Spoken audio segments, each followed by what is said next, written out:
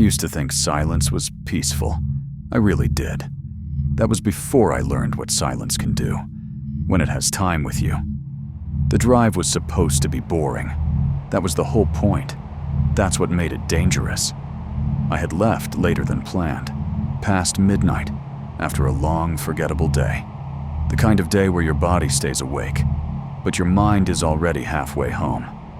The highway stretched ahead of me, straight, endless. No exits for miles, no towns, no lights, just asphalt swallowing my headlights.